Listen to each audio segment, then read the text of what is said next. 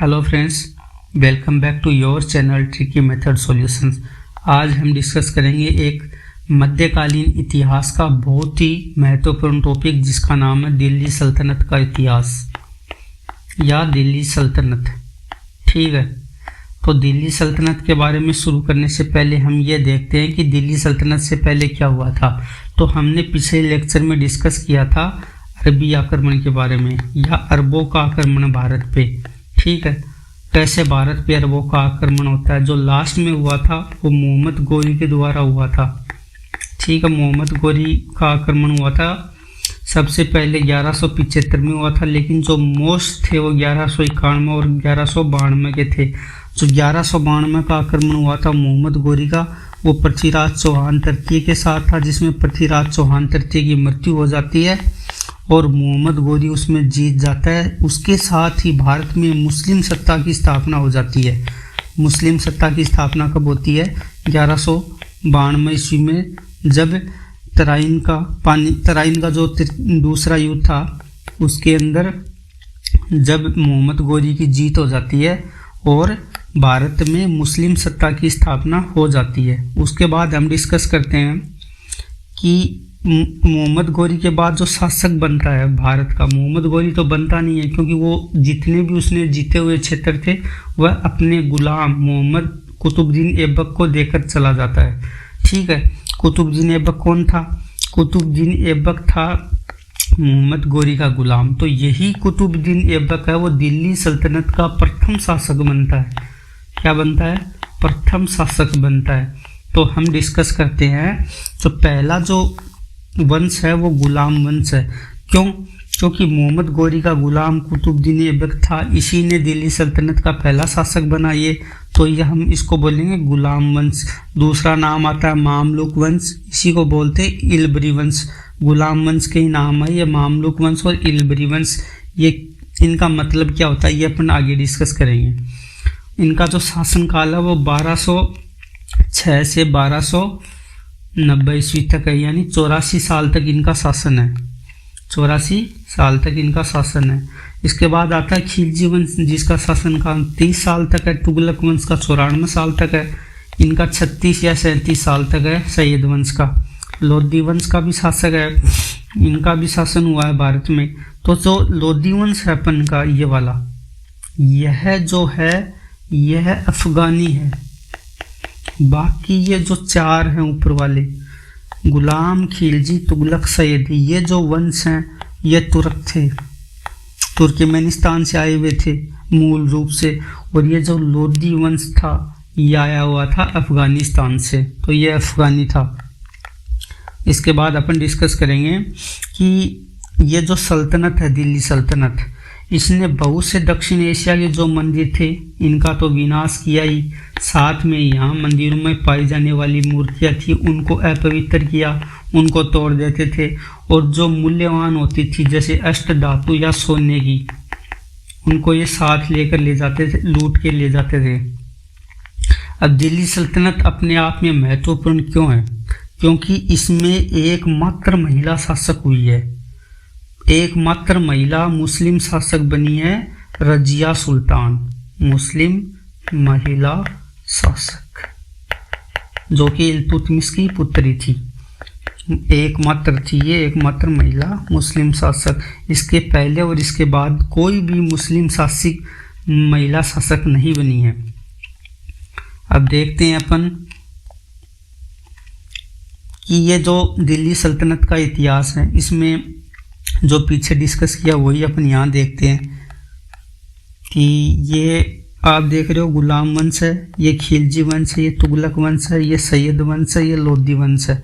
अब गुलाम वंश में यहाँ सबसे पहले कुतुबुद्दीन ऐबक शासक बनता है 1206 से 1290 के बीच में।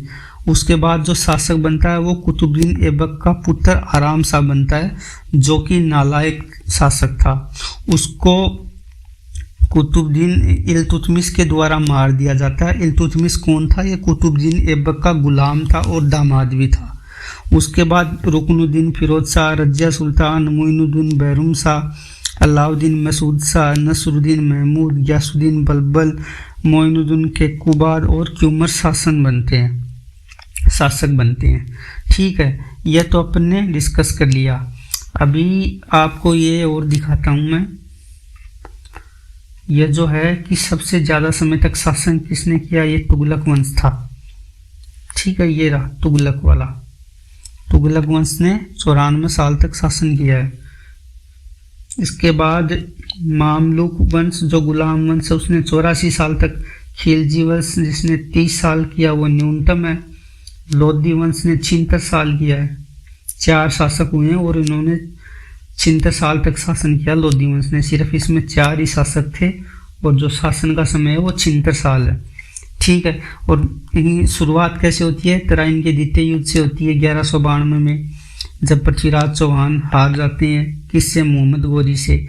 तो दिल्ली सल्तनत 1206 से 1526 तक दिल्ली सल्तनत का इतिहास है, 1206 से 1526 तक। और इसमें जो गुलाम वंश है वो 1206 से 1290 तक है। तो ये हम अब डिस्कस करने वाले हैं आगे। तो सबसे पहले हम डिस्कस करेंगे गुलाम वंश के बारे में। तो गुलाम वंश का जो प्रथम शासक था उसका नाम था कुतुबुद्दीन ऐबक। क्या नाम था, कुतुबुद्दीन ऐबक। यह कुतुबुद्दीन ऐबक मोहम्मद गोरी का गुलाम था। जब मोहम्मद गोरी भारत से जाता है तो इसको अपने जीते हुए क्षेत्र दे जाता है। अब जो गुलाम वंश है वो 1206 से 1290 है, ये देखा आपने। अब गुलाम वंश को इतिहासकारों ने अलग अलग नामों से पुकारा है। जैसे किसी ने इसको गुलाम का है, किसी ने इसको मामलुक का है और किसी ने इसको इलबरी का। ये तीनों नाम अपने आप में डिफरेंट है। अब गुलाम वंश इसलिए उपयुक्त नहीं है क्योंकि इसमें सिर्फ 3 ही शासक ऐसे थे जो गुलाम थे, वो भी दासता से मुक्त कर दिए गए थे। दासता से मुक्त करने का मतलब ये हुआ, इनको एक दासता मुक्ति पत्र दे दिया जाता था कि हाँ भाई अब आप मुक्त हो, अब आप हमारे दास नहीं हो। तो इनको गुलाम वंश कहना सही नहीं है।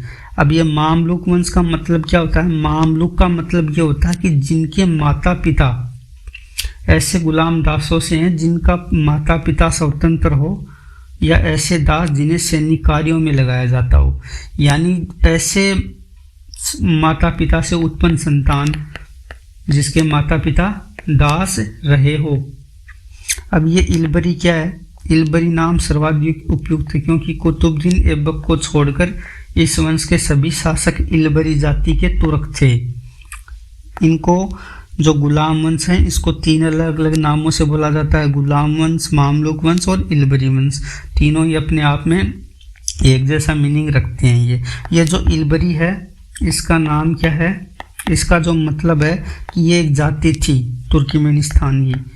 सिर्फ कुतुबुद्दीन ऐबक को छोड़कर बाकी सभी इलबरी जाति के तुर्क थे।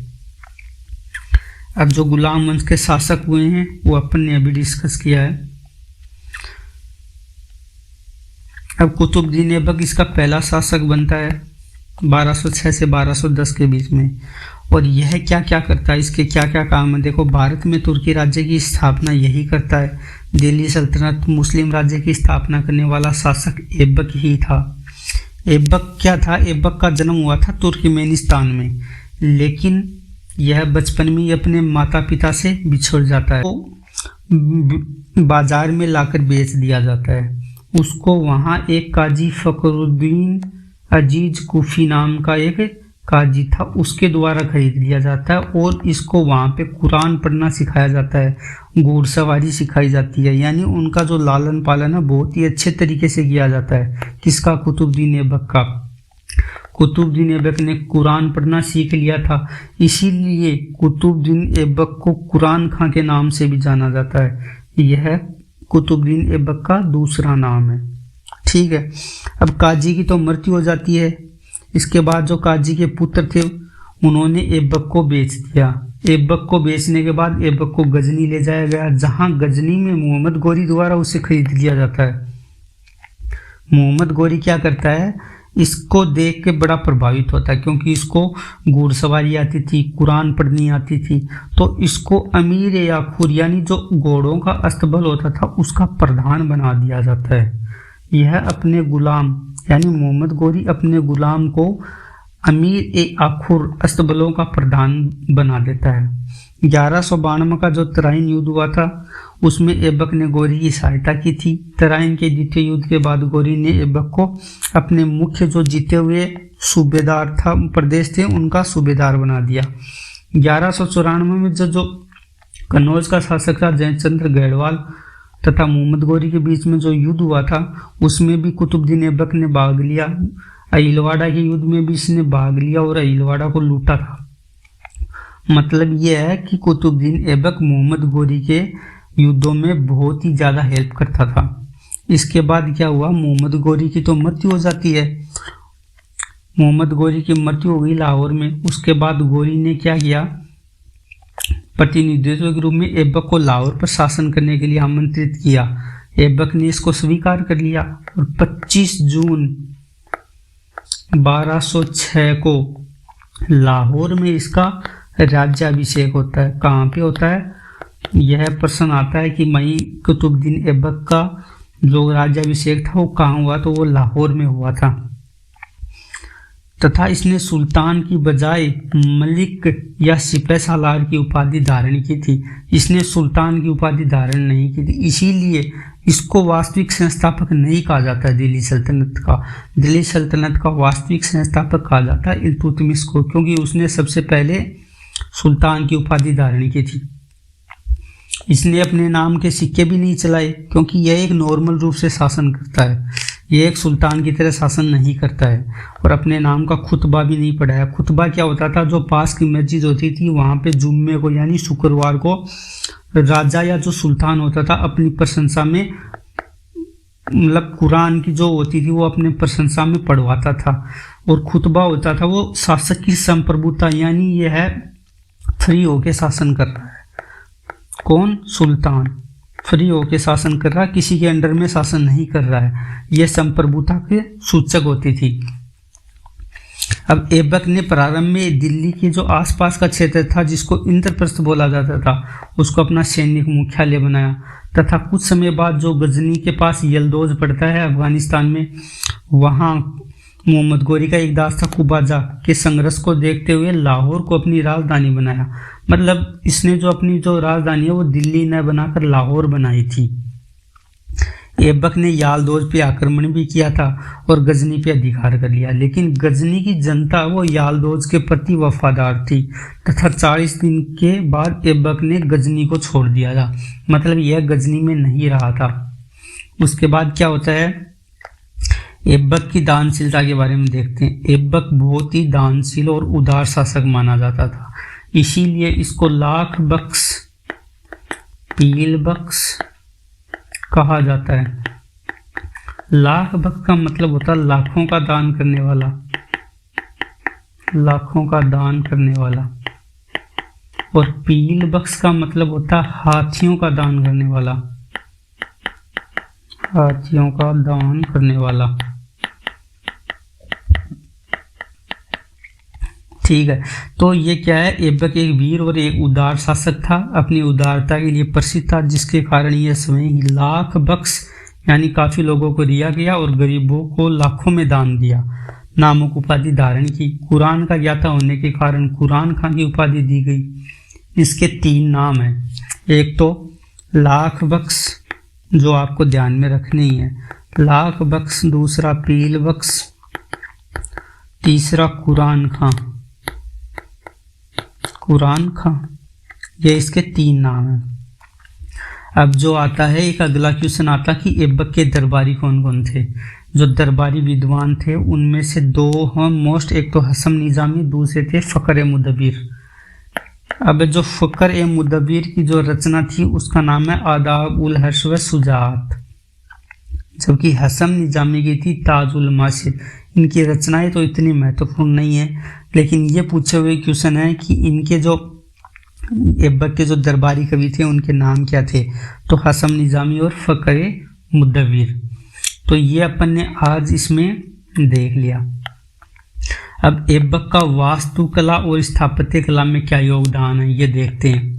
अब ऐबक ने क्या किया था, भारत में जो पहली मस्जिद थी जिसका नाम था कुव्वत उल इस्लाम मस्जिद, इसका निर्माण करवाया। यह एक्चुअली में क्या था कि जो पृथ्वीराज चौहान तृतीय थे उनका किला था दिल्ली में जिसका नाम था राय पिथौरागढ़, उसकी जगह पे इन्होंने राय पिथौरागढ़ को ही कन्वर्ट करवा दिया था कुव्वत उल इस्लाम मस्जिद में। ठीक है, अब ये जो राय पिथौरागढ़ था पहले एक विष्णु मंदिर हुआ करता था और उससे भी पहले एक ये जैन मंदिर हुआ करता था। सबसे पहले ये जैन मंदिर हुआ करता था, उसके बाद इसको जैन मंदिर को कन्वर्ट करा दिया विष्णु मंदिर में, विष्णु मंदिर को कन्वर्ट करवा दिया राय पिथौरागढ़ में, और राय पिथौरागढ़ को फिर कन्वर्ट करवा दिया कुव्वत उल इस्लाम मस्जिद में। तो कुतुबुद्दीन ऐबक द्वारा पहला काम तो क्या हो गया कि भारत में पहली मस्जिद का निर्माण करवाया गया। अगला जो काम है वो अजमेर में 2.5 दिन का झोंपड़ा या 2.5 दिन का झोंपड़े का निर्माण। ये एक्चुअली जो अजमेर में एक पहले से बनी हुई जगह थी जिसका नाम था संस्कृत विद्यालय था, जो विग्रहराज चतुर्थ जिनका दूसरा नाम था बिसलदेव, इन्हीं के द्वारा बनवाई गई एक संस्कृत स्कूल थी। ठीक है, संस्कृत विद्यालय था, उसको इसने तुड़वाया और 2.5 दिन के झोपड़े के रूप में कन्वर्ट करवा दिया। इस 2.5 दिन के झोपड़े पे क्या होता है, 2.5 दिन का उर्स लगता है, 2.5 दिन का उर्स लगता पंजाब शाह पीर का। ठीक है, इसीलिए इसको 2.5 दिन का झोंपड़ा बोलते हैं। तथा एक बहुत ही महत्वपूर्ण काम करवाया कुतुबुद्दीन ऐबक ने, वो था कुतुब मीनार का निर्माण। और ये जो कुतुब मीनार थी इसका नाम उसने खुद के नाम पे कुतुबुद्दीन के नाम पे नहीं रखा, इसका नाम रखा था कुतुबुद्दीन बख्तियार काकी, एक सूफी संत थे, उनके नाम पे रखा इसका नाम कुतुब मीनार। अब इसने कुतुब मीनार का काम सिर्फ स्टार्ट करवाया था, पूरा करवाया इल्तुतमिश ने। पूरा किसने करवाया, इल्तुतमिश ने। अब 1208 ईस्वी में क्या होता है, मोहम्मद गोरी का जो भतीजा था उसने क्या किया, जिसका नाम था गयासुद्दीन महमूद, इसने ऐबक को गयासुद्दीन महमूद इसने दास्ता मुक्त पत्र दे दिया 1208 में, किसको, कुतुबुद्दीन ऐबक को। और 1210 ईस्वी में क्या होता, लाहौर में चौगान यानी पोलो, घोड़े पे बैठ के खेलते हैं, उसमें घोड़े से गिर जाने के कारण क्या हो जाती है, कुतुबुद्दीन ऐबक की मृत्यु हो जाती है। ये आया हुआ क्वेश्चन है कि ऐसा दिल्ली सल्तनत का ऐसा कौन सा शासक था जिसकी मृत्यु घोड़े से गिरकर हुई, या चौगान खेलते समय हुई, या पोलो खेलते समय हुई। तो उसका आंसर हो जाएगा कुतुबुद्दीन ऐबक। कब हुई थी, 1210 ईस्वी में। और इसका जो मकबरा पूछा जाता कहाँ पे है, इसका मकबरा लाहौर में है। लाहौर से देखो इसमें क्या है, कुतुबुद्दीन ऐबक का जो राज्याभिषेक है वो लाहौर में हुआ, इसने अपनी राजधानी बनाई लाहौर को, और इसका जो मकबरा है वो भी लाहौर है। तो इसका जो मेनली जो काम आपको याद रखना लाहौर ही है। अब ऐबक का एक पुत्र था जिसका नाम था आराम शाह, जिसको क्या है शासक बनाया गया कुतुबुद्दीन ऐबक के मरने के बाद। लेकिन यह एक निकम्मा शासक था, क्या इसको जल्दबाजी में शासक बना दिया गया था। अचानक मृत्यु हो जाती है कुतुबुद्दीन ऐबक की, तो क्या करते हैं, जो तुर्क सरदार थे, कुछ तुर्क सरदार सहमत थे, कुछ नहीं थे, तो कुछ तुर्क सरदारों ने क्या किया, आराम शाह को शासक बना दिया। लेकिन यह एक अयोग्य शासक निकला। तो फिर क्या करते हैं, कुछ तुर्क सरदार, जो इल्तुतमिश था बदायूं का गवर्नर था, बदायूं का गवर्नर, इसको बुलाते हैं, कहाँ बुलाते हैं, इसको दिल्ली बुलाते हैं कि भाई आप आओ और कुछ मतलब कि आप शासन संभालो। तो इधर से आराम शाह लाहौर से चलकर दिल्ली आता है, लाहौर से चलकर दिल्ली आता है, और वो है क्या करता है, इन दोनों के बीच में इल्तुतमिश और आराम शाह के बीच में युद्ध होता है, और जिसमें आराम शाह की मृत्यु हो जाती है। इसके बाद इल्तुतमिश शासक बनता है। तो आज हमने यहाँ तक देखा कुतुबुद्दीन ऐबक तक। इसके बाद अपन डिस्कस करेंगे इल्तुतमिश के बारे में। तो अगला जो लेक्चर होगा वो इल्तुतमिश के बारे में होगा। Thank you for listening.